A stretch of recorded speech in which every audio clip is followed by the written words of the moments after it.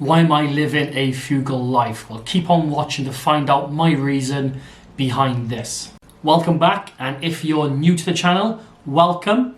Make sure you do subscribe to stay up to date with my journey. But in this video, as you can see by the intro, it's all about why I'm living a frugal life, especially this year. Well, I haven't put it out there just yet, but one of my goals in the background is I want to retire as close to 40 as possible. So it's about 8 years away. It's a really tight timeline, but I think I'm in that perfect situation, that perfect place where I can live frugal, spend as little as possible, and put as much as possible away, or invest it, get my money working for me. So when it does come to the age of 40, hopefully I've got enough money coming in each month where I can live off my passive income. So you're probably asking, why am I in that perfect situation of being able to live so frugal? And pretty much the answer is I am currently in the military. So I have a really low outgoing. So pretty much the only outgoings I have is my phone and my car. So they're my two main outgoings. I'm also got a mortgage at the moment. So if you have been following this channel, I'm currently renovating a house, but soon that will turn into a outgoing, into a income. So like I said, I'm currently paying a mortgage, but hopefully once that house is renovated, I will rent that out.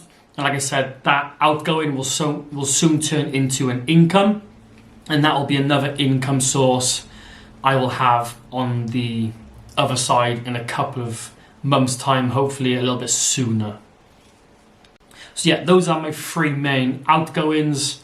And then food, I cut back on food. I used to cook my own food, go to the shop like twice a week, buy food, try and live healthy, and cook when I'm on base in the military. But I've basically done the maths, worked it out, and if I eat in the cafe on camp, I can pretty much save a little bit of money. So to live on, or to eat on camp, it's just shy of £50 a week, food wise. If I went to the shop and bought food, tried eating healthy in the shop, and then when you do go shopping, you end up spending more money because you pick up the odd bits and bobs, the odd treat there and everywhere, and it does add up.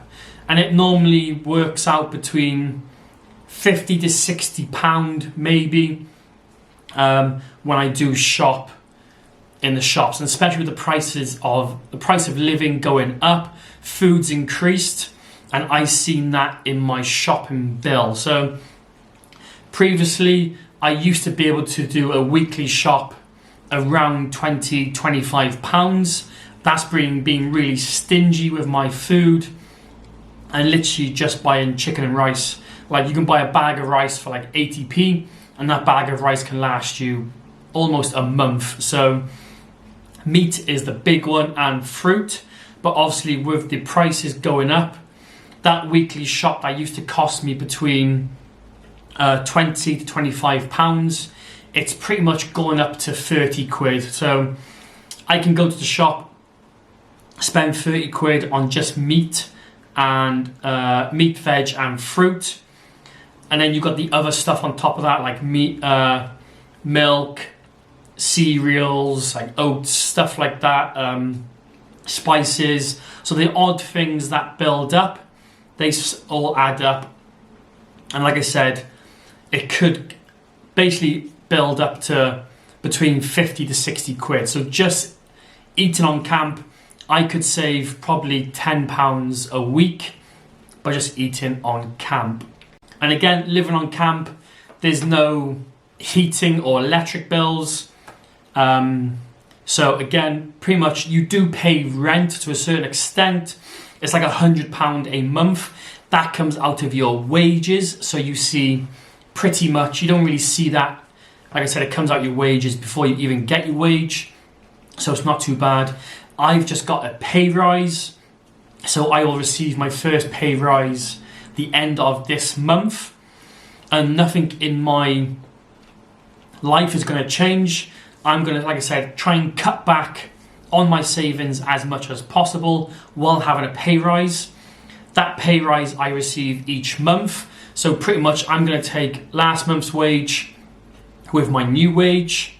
And basically whatever extra I'm earning, I'm going to chuck that into my investments or into savings and just keep putting that away each month going forward. Other ways on how I'm going to save money is I'm going to pay off bills as quick as possible. So like my car, I'm going to pay off my car as quick as possible. And then hopefully that will last me a good couple of years with nothing going out on my car. Yes, I will be paying tax and insurance every year, but I won't have the finance of the car. So I've only got a couple of £1,000 left on the car. So I'm pretty much going to double up on my payments, get that paid off as quick as possible. And then everything I used to pay on that car, I'm again going to chuck that into savings, investments, and hopefully that's going to keep building going forward. So every month, I think it's £150 a month currently paying on my car. Once I've paid that car off, that 150 is going to get put away on top of all the other stuff I'm saving already. And I've also bought a push bike to get back and forth work. So with work, I used to drive my car back and forth. I've just bought a push bike, nice cheap one on Facebook Marketplace. So now my car is going to stay parked up and I'm going to cycle back and forth work. And then save on fuel. So that's another way I'm going to save some money. So I'm just going to cut back on certain things. Like I said, I'm not going to cut back on food, but I basically just changed the way I'm going to eat to save myself an extra 10 quid a week. Bought myself a push bike.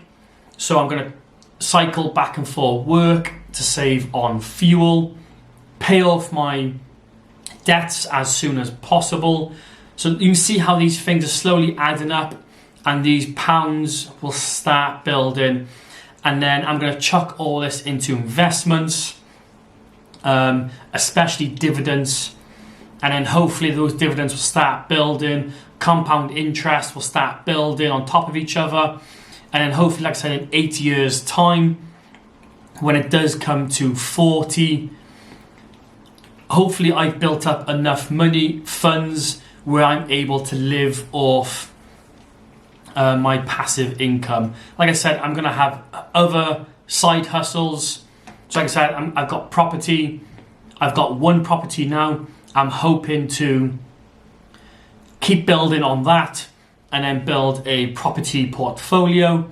And then I'm going to build my investment portfolio and slowly start building this passive income on the side while currently working full time. So like I said, when it does come to 8 years time, I can retire at 40 and have enough money and passive income coming in where I'm able to live off my dividends or my basically passive income.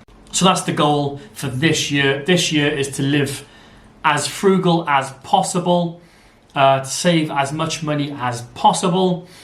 You can keep following along, so make sure you subscribe, keep on watching, hit that like button, and just follow my journey with my dividends and my investments. So I've started a series already for my investment portfolio. So like I said, make sure you subscribe, keep tuned, and you will see how my portfolio keeps on growing and how much money I'm earning from dividends each month. So again, thanks for watching.